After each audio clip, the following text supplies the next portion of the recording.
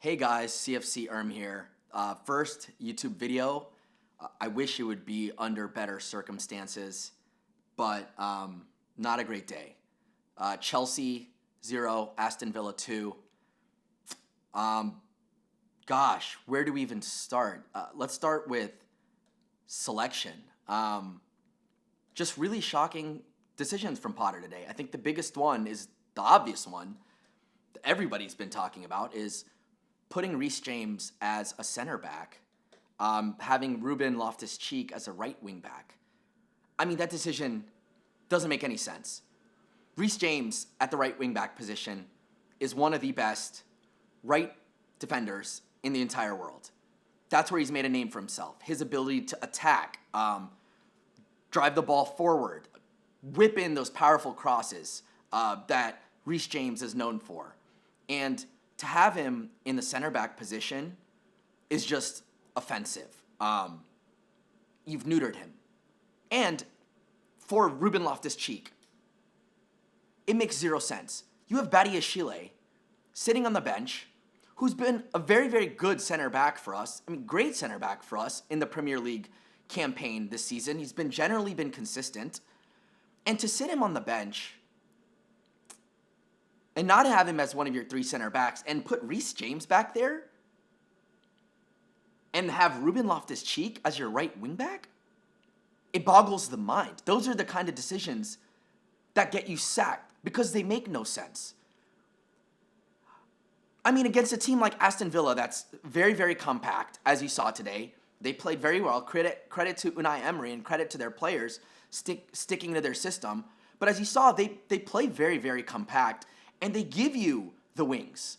They give you that space. And so in this type of game, to not have a Reece James in there, running across that flank and whipping balls in, makes absolutely zero sense. You got to see with Ben Chilwell on the other side, he had that space to operate on the wings, and that's why he played so well. He was one of our best players on the day. He looked so dangerous, the most likely to do anything.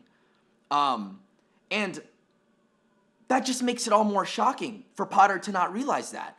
And what makes it even worse is that your substitution at halftime is not to bring in Badiashile and take off Ruben Loftus-Cheek, who had an absolutely shocking game. That guy cannot play quick. Inability to play the ball quick. He doesn't drive forward quickly. He just holds on to the ball too freaking long and kills the attack every time. How many times did you see that today? And Potter doesn't have the right of mind to take Ruben Loftus-Cheek off at halftime and bring on Badiashile and move Reece James back to that right wing back role where we all know that he's at his best. No, but instead, you take off Ruben Loftus-Cheek, not at halftime, but at some point in the second half, and you bring in Mudryk to play as your right wing back. I mean, it makes no sense. And then when Pulisic came on, you put Pulisic as a left wing back and you move Chilwell to a left as one of your three center backs, taking Cucurella's place. I mean, does Potter even think? It's obvious to all of us. I just don't see what he's doing, and I don't understand what he's seeing. And it comes down to the fact where I just think this job is too big for Graham Potter. Chelsea Football Club, the job itself is not only tactics and managing tactics. You also have to manage player egos because you're dealing with the best players in the world. You've got to manage the press.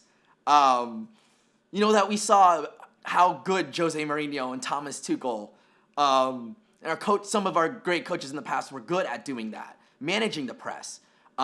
There's more than just football at Chelsea Football Club. And I think Graham Potter, I mean, we thought he was supposed to be good at the tactics. I don't even think he's got that at this point. So I don't even know what he's good at Chelsea Football Club. I just think this job is too big for him.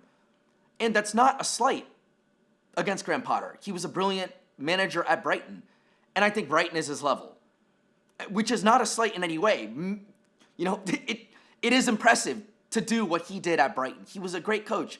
And there's a reason why so many teams liked him. And the England national team wanted to bring him on, at least that's what the rumors were, to replace Gareth Southgate. But managing a club like Chelsea, Real Madrid, Manchester United is just different gravy. And I don't think Potter's the man for this job. The selection issues, just it boggled the mind. The changes, and we just lacked any sort of cohesion. Defensively speaking, I mean, the back three, especially in that first half, just you could see the distances so far apart. They were getting picked apart, particularly Koulibaly, who was often in the wrong place, and it was often getting drawn out of the position. And, gosh, Koulibaly, just really terrible Premier League campaign for him. I mean, he's looked okay in the Champions League, but he is not settled in the Premier League. He's looked awful. Today, he did a little bit better in the second half, but particularly in that first half, his passes are misplaced. He was out of position. I mean, I think about that ball that he tried to play to Chilwell when Chilwell had that open space, and it was a completely terrible pass. And you could see Chilwell absolutely angry and tell off Koulibaly for that piss-poor attempt at a pass. Cucurella, man, just horrible mistake to give that first goal. Horrible mistake. Again, stems down to lack of communication amongst that back three. And this gets back to Potter, because he cannot consistently play a team. He just continuously chops and changes. Why would you put Reece James as a center back when you got Badiashile on the bench? You just kills any bit of consistency that we can ever try to develop. Let's talk about Mudryk. Look, I wanted Mudryk to start. I think a lot of us wanted Mudryk to start. I think we were shown today why Potter is hesitant to play Mudryk. And he's just not ready right now. He's just not ready for the Premier League. And I just think he needs time. And we can see continuously putting him in these sorts of positions is going to ultimately just kill his confidence. And man, that breakaway opportunity that he got was just embarrassing. Which is just, it's really tough to see, because you know the quality that Mudryk has. Think about that performance that he had in the Champions League against Real Madrid, where, I mean, he got a standing ovation from the Bernabeu when he got substituted. And you think about that goal that he took on a number of players, starting at the half line, cuts inside, outside of the box, unleashes a vicious strike, goal past Courtois. And you see that side of Mudryk. And then you see the one today where it was just an embarrassing attempt at a finish. And you just kind of see where his confidence levels are at this point. And I just think Mudryk has to sit the bench. He's going to need to be worked into a situation to build up his confidence. It's going to have to be a game where we're 2 up. And, there's some free-flowing football and there's spaces to operate in where he can get a goal or two, get an assist. Those are the types of games he's going to need to build his confidence.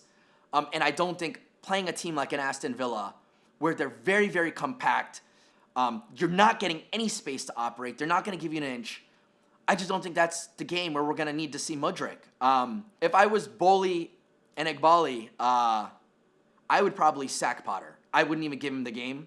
I definitely wouldn't give him the Champions League. And then, on a more positive note, want to welcome N'Golo Kante back. I thought in the time that he was on the field, he looked absolutely bright. For being away for so long, he looked very dangerous. He just oozes class. And it's incredible to have N'Golo Kante back. He's going to be so vital in the Champions League clash against Real Madrid. And not much positives. I think Boli and Igbali have gotten a tough lesson. Sacking Tuchel was obviously a massive mistake. And hey, you guys are billionaires, and obviously you were very successful in your careers, and you've invested well in all the various companies that they own. But football, just a different gravy. There's plenty of billionaires that have come into football and have been sent packing and crying the other way. So I think they're just going to have to swallow the pill here and take their loss and just hands up. We messed up and move on from Potter. We're just clearly seeing that he's not the man for this job. So I don't know, guys. Let me know what you think in the comments. Give me a subscribe. I'm going to start producing more content. And looking forward to, interacting with you guys in the comment section. And shoot me a tweet. Give me a follow as well on CFC Twitter. Have a good rest of the weekend, guys.